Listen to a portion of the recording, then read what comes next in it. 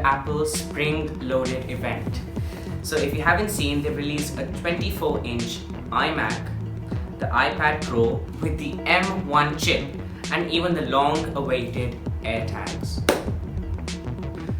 So there's a very big dilemma as to which Mac should you actually buy, the Mac Mini or the iMac.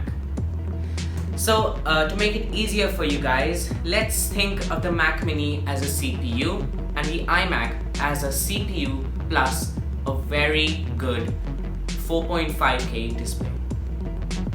The 24-inch iMac just launched on 30th April and now you can order it on Apple website. Both of these computers are equally great. They both have the Apple M1 chip inside, and so first let's look at the price, okay? The Mac Mini starts at $699. I think it's quite cheap, but when you look at the iMac, the base model is priced at $1,299. Obviously, you can get both these devices for a little cheaper if you're a student and purchase through the education store. But I'm just going to talk about the general audience. So if you want to customize it, you indeed have an option to do that. So if you take a standard mid-range model, presumably most of you guys will buy. So we have the Mac Mini with 16 gigs of memory, 1 TB SSD and gigabit Ethernet. Will cost you a sum of $1,299. 10 gigabit Ethernet I feel is overkill, and as it does contain Wi-Fi 6, so Wi-Fi 6 is very strong and is almost at par with Ethernet. So if we take the iMac with 4 ports, not the 2 ports, so that's another $200 extra with the same specs as a Mac Mini. So 16 gigs of memory, 1 TB SSD and 1 gigabit Ethernet. You don't have an option for 10 gigs, but I'm sure Apple will think of that later. We have an investment of $2,099. Of course, if we want to customize it to the highest end model for both the Mac Mini and the iMac, we are set back $1799 with the Mac Mini. And if you want to take the iMac with the Magic Mouse, not the Magic Trackpad, that'll cost you a sum total of $2499. So please keep in mind that the Mac Mini does not come with a keyboard and mouse and needs to be bought separately. I think the best keyboard and mouse that you can actually buy would be from Logitech. So moving on, let's go to the display. And I think this might be the most critical part when you decide and place your finger on either the Mac Mini or the iMac. So of course you might know by now that Apple has decided to keep the chin, and I'm totally fine with the chin. And so let's just go on Amazon and check for a good 24-inch or even 27-inch display, which is either 4K or 5K. As you can see here, I can't really find a good display, at least as good as Apple's iMac 4.5K. They're either QHD, UHD or 4K. So none are as good as Apple.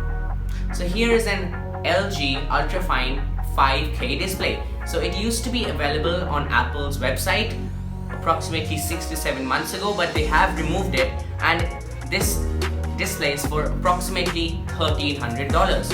So if we add the mid-range Mac Mini to $1,300, so that's $1,299 plus $1,300. So $1,300 plus $1,300 gives $2,600. That's more expensive than the mid-range iMac. So you wouldn't be able to find the display that Apple is trying to give with a 24-inch iMac. But you will be finding monitors that do support 4K, QHD and UHD, but will be lacking the P3 color gamut. So Apple has decided to give True Tone technology in the iMac. They have massively upgraded the FaceTime camera from the horrible 720p to the new 1080p, which also gives you the option of ISP, video quality. So the ISP is basically image signal processing, which runs with the Apple M1 chip. It goes through 7 processes. So to name a few, there's auto exposure, white balance and creating highlights, and face detection. They have improved microphones and have a studio quality 3 mic array.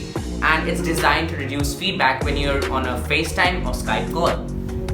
Lastly, instead of the stereo speakers which are present in the Mac Mini and the earlier versions of the iMac, Apple has included 2 pairs of force cancelling woofers that support spatial audio when playing video with Dolby Atmos. I don't know how Apple managed it, but they say Apple is Apple. This is where the iMac unquestionably wins. Lastly is the ease of use. In my opinion, the Mac Mini lacks the ease of use as you have a separate CPU and a separate display. Now you will have extra wires running down, one for the display, one for the Mac Mini, and all your ports have to be put into the Mac Mini. Whereas in the iMac, though it does have less selection of ports, only 2 Thunderbolt and 2 USB-C 3.0, but I just feel that an all-in-one display plus CPU is much better than having separate Mac Mini and a separate display. The iMac also feels like a much more premium product as it comes in 7 colors instead of just 1 for the Mac Mini. And I don't feel like silver is the best option to keep only 1. The iMac has 7 colors: green, yellow, orange, pink, purple, blue, and silver. I'm particularly drawn to the orange one, and I will be doing an in-depth unboxing as I have just ordered it yesterday. So guys, please stay tuned for that.